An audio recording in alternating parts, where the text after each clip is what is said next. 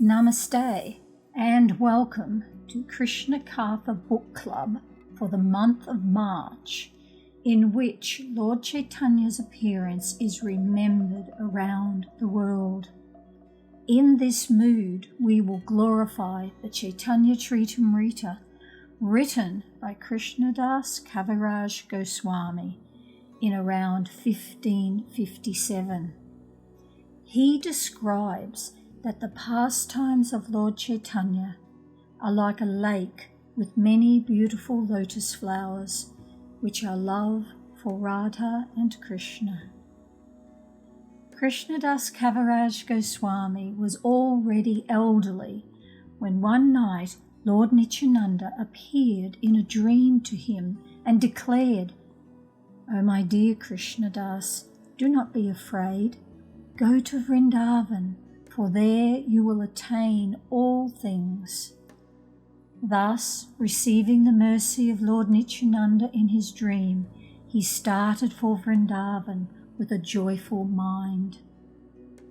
Then, with the blessings of the deity Sri Madana Mohanaji, Krishnadas Kaviraj Goswami began writing a biography of Lord Chaitanya Mahaprabhu, called the Caitanya Caritamrta. Krishnadas Kaviraj Goswami's body was racked with pain, and he could not comfortably stand or sit down. His hands shook, his eyesight and hearing were failing, but still he wrote in Bengali the most sublime and extensive poem about Lord Chaitanya and his pastimes. It is described in a purport in the Srimad Bhagavatam. If a person is Krishna conscious, he can work like a young man, even if he is 75 or 80 years old. Thus, the daughter of Kala, time, cannot overcome a Vaishnava. Srila Krishnadas Kaviraj Goswami engaged in writing Caitanya Caritamrta when he was very old, yet he presented the most wonderful literature about the activities of Lord Chaitanya. This treasure remained in India for hundreds of years until Srila Bhaktivedanta Swami Prabhupada translated it into English. He once wrote, "We are trying to present Sri Caitanya Caritamrta in English, but do not know how successful it will be." For this month's book club, I would like to present the amazing story of how the 17-volume Caitanya Caritamrta was printed in English in a very short time, due to Srila Bhaktivedanta Swami Prabhupada's intense desire to give to the West this beautiful poem by the great Vaishnava poet Krishnadas Kaviraj. Here is a condensed presentation of a personal description from one of the devotees involved in the printing of the multi-volume publications in 1975. He begins, "We were on a morning walk at Venice Beach. Towards the end, Bhaktivedanta Swami asked, 'And how long will you work to produce the unpublished books?' I replied, 'Srila Prabhupada, we think we can increase production 4 times. We can go from 1 book every 4 months to producing 1 of your books every month.' Bhaktivedanta Swami kept walking, and he said, 1 book every month? That means it will take over 1 year. He said, 'It's not fast enough.' Then he said, 'You must do all the books in 2 months.' And he just kept walking. Everyone was looking at my friend and I. We were looking at each other and we were sure Bhaktivedanta Swami didn't mean it. We were sure he wasn't serious. So I began to speak again and said, 'Prabhupada, when you take into consideration the artists and the indexing and all the different things, I don't really think it's possible to do all the remaining 14 books in 2 months.' Bhaktivedanta Swami again stated, 'No, you must do all of the books in 2 months.' It was at that moment I realized he was serious. My friend and I looked at each other in complete disbelief. We couldn't believe Bhaktivedanta Swami was asking us to do this. So I said, 'Prabhupada, I think it's impossible to do this.' Then he put his cane very firmly down in front of him and stopped. He turned and looked at me, and everybody froze. And very gravely, very seriously, Prabhupada said, 'Impossible is a word found in a fool's dictionary.' The mood on the morning walk from that moment completely shifted. Everyone was looking at us like, 'Come on, you have to do it.' That was the mood. We were just becoming overwhelmed by the whole mood that Prabhupada had created, and all of his devotees were supportive. We were trying to collect our thoughts. I asked Bhaktivedanta Swami if we could have a meeting back at the press, discuss it with all the devotees, and then meet with him again. He said, 'Oh yes, whatever is required.' Right after the morning program, we called an emergency meeting of all the devotees at the press, and we talked the whole thing out. We had already decided that we were going to form 2 production lines. One of the devotees, who was the fastest editor, was going to edit the Madhya Leela, the middle pastimes. Another would do the Antya Leelas, the later pastimes. So these 2 books consisted of 14 volumes. We had previously printed the 3 volumes of the Adi Leelas, the first pastimes, and these had taken us about 10 months. We began to calculate what would be needed and how many people we would need, and we just started mapping the whole thing out. We presented it to all the devotees. We convinced everyone, this is what we're going to do and it can be done. Prabhupada said it can be done. After we had a plan, we went to Bhaktivedanta Swami and said, 'Prabhupada, we think it's possible.' He was sitting in his room and he said, I replied, 'But there are several things that we think are going to be required for this to actually happen. A lot of the work with the Bengali editing requires constantly asking you questions.' And Prabhupada said, 'So I am prepared to stay here for as long as it takes and make time every day.' The men can come and see me. I'll set aside time. I'll make it a new part of my daily schedule."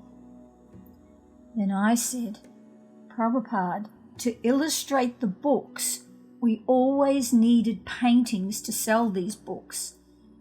He said, "Just paint as many as you can." I replied, "Well, they may not be of good quality because we'll be rushing to meet the deadlines." He responded, "I understand, but a blind uncle is better than no uncle. So whatever you have got, you put it in the books." And then I said, "Prabhupada, to read all the manuscripts and to plan out the paintings, we're going to have to ask you a lot of questions. We also need time to talk to you about understanding how to illustrate all the different leelas." He said, "Yes, I am prepared. I can make time for that also." We had already established in the first 3 volumes that we were using photographs, so we discussed with Bhaktivedanta Swami the use of photographs. He responded that he still wanted photographs because they added historical authenticity to the books. The book printing marathon starts, with Bhaktivedanta Swami agreeing to stay for at least a month and make time on a daily basis, as much time as possible. We felt that we had a chance.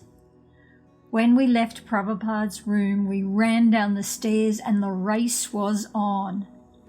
There were daily meetings with Prabhupada. The Bengali men were coming in every day with their questions, and I was coming in every day with our questions. The mood was exhilarating. Bhaktivedanta Swami had already done all the translation and commentary, so I'll just describe the organising for the printing of these books. 1. Reading the manuscript. The first thing that I did was sit down and read all the manuscripts. It took about a day and a half of just locking myself in an office. Devotees were bringing me my food. I would sleep there. Actually, I don't think I did sleep. I just continually read for a day and a half, and we planned all the photographs that we wanted. So 2 photographs. We called a devotee into the office and said, "Okay, you have to go to India right away, and you have to take all these photographs." We showed him the list, and he agreed. So within a matter of 2 days, he had the list for the next 14 books with what pictures to take, and he left and went to India. 3. Artists. Then we started planning with the artist all the paintings that we wanted to have, and at that time a new artist had just joined. He had a lot of experience as a commercial artist with landscapes, seascapes. He was such a proficient artist that he could lay an entire landscape down in a matter of 1 or 2 days. So we developed a production system where this man, whose name was Hector, would work on every single canvas, and all the artists would be laying in the figures. All the artists would first work with basic sketches. Prabhupada was there, so we would take the sketches to him and have them approved. And Hector would lay in the backgrounds during the day, and the artist would paint during the night. And 24 hours a day, each canvas was being worked on. 4. Production team. Then, for the production system, we had a shortage of manpower. We started firing off newsletters all over the world. We need help. We need indexes. We need layout men. We need composers. We need this. We need that. And all the devotees became so astonished that Prabhupada had challenged us to produce all the 14 books in just 2 months. and there was practically universal cooperation. So in this way, key people from all around were being sacrificed and sent to the press for the 2-month marathon. Within a matter of 1 week, all the necessary devotees that we needed had arrived. 5. Equipment. For most of the equipment at the press, I tried to have the devotees working a day shift and a different group working a night shift. But for some departments and for some key devotees, we worked both the day shift and the night shift. So in this way, we actually had the equipment in use on a round-the-clock basis.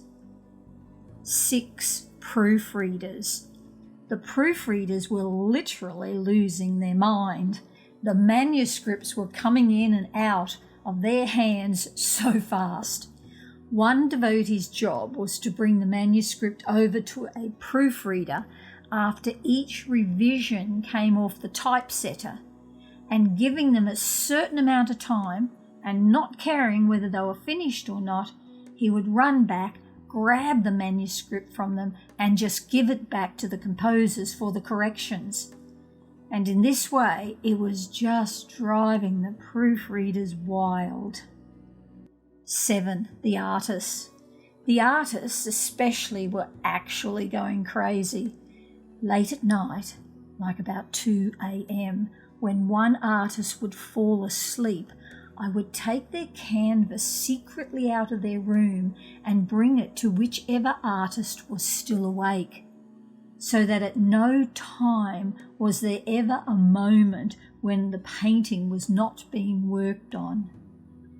We had 4 artists beforehand, and now we had about 13 for this marathon.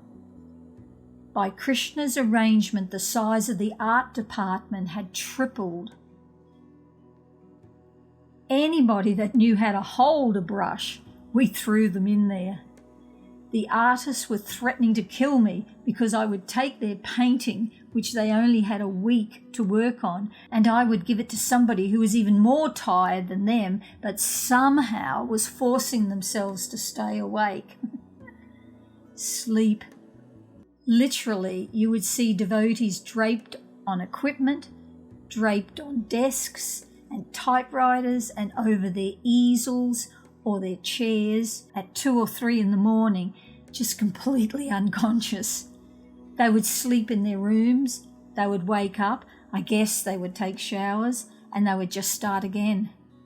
The average press devotee was sleeping 2 or 3 hours at the most. 9. Meals. All prasadam was honoured inside the press building in 1 or 2 huge gulps. We had crews of LA temple devotees bringing the prasadam over to the press, so no one ever had to leave. 10. Drivers. We had about 3 or 4 drivers that were racing constantly, every day, taking film to be developed, bringing it back, and so on. 11. The impossible was happening.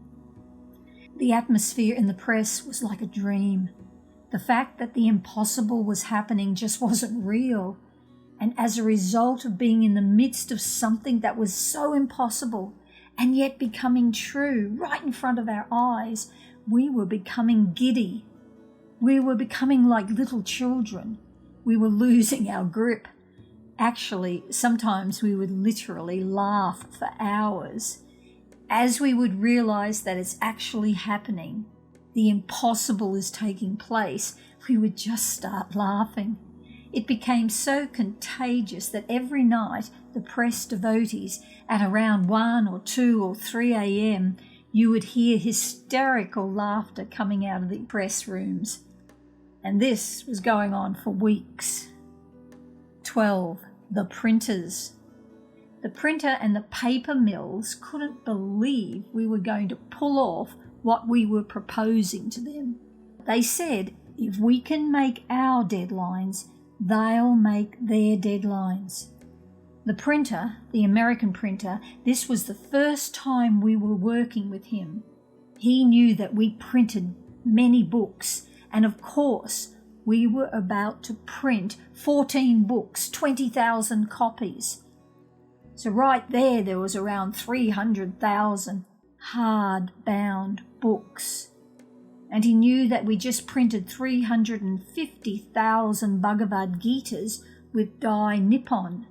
So the printer was extremely anxious to snatch our business away from Dai Nippon.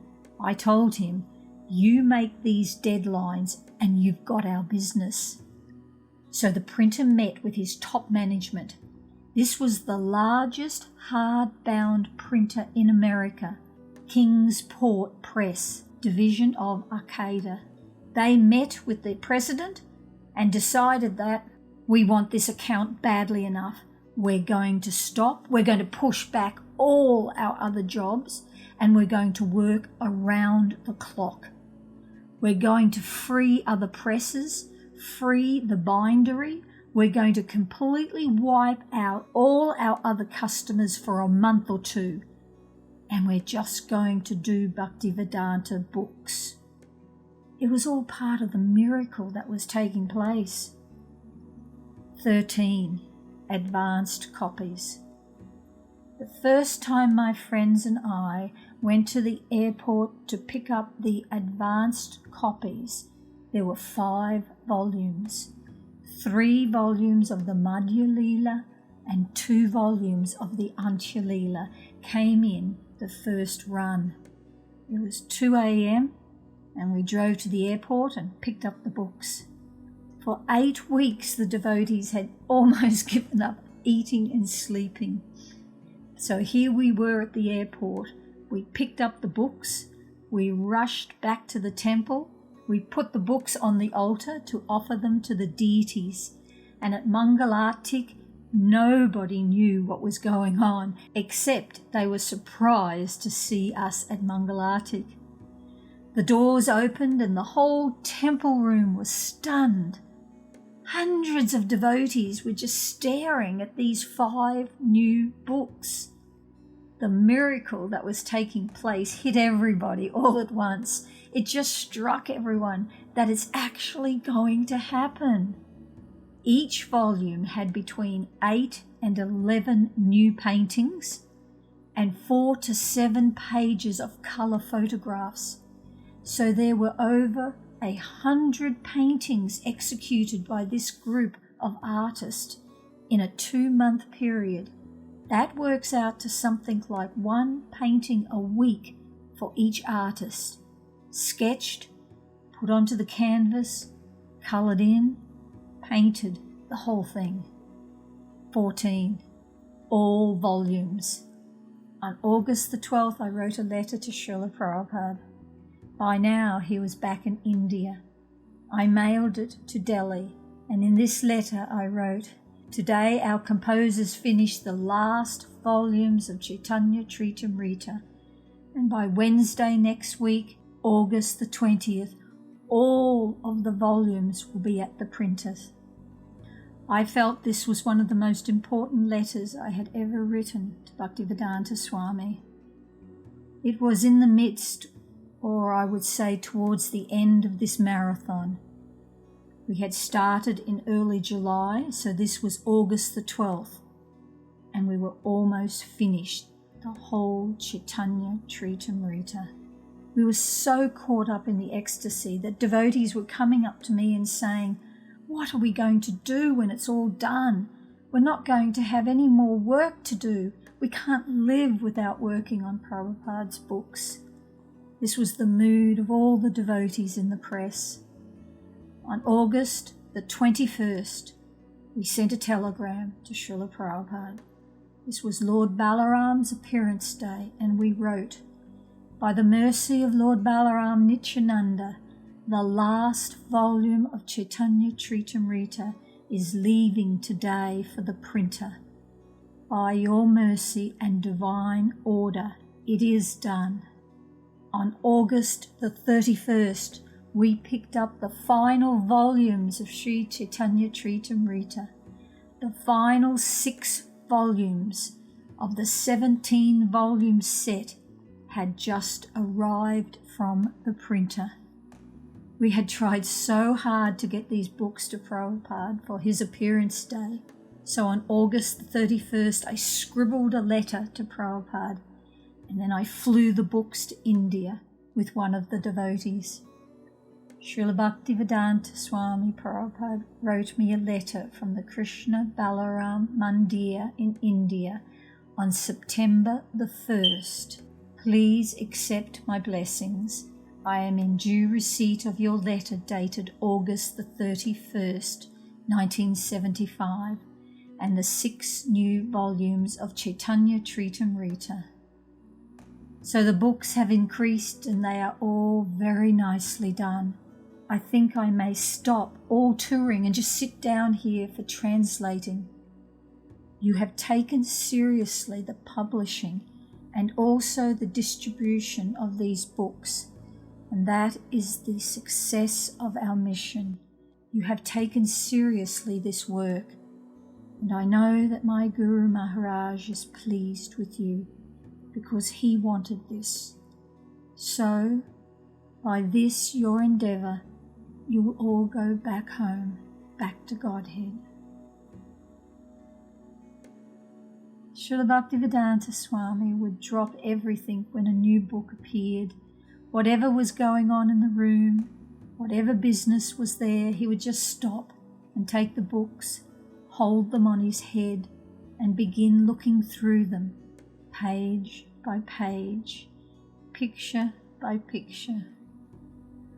All glories to the glorious Caitanya Caritamrta.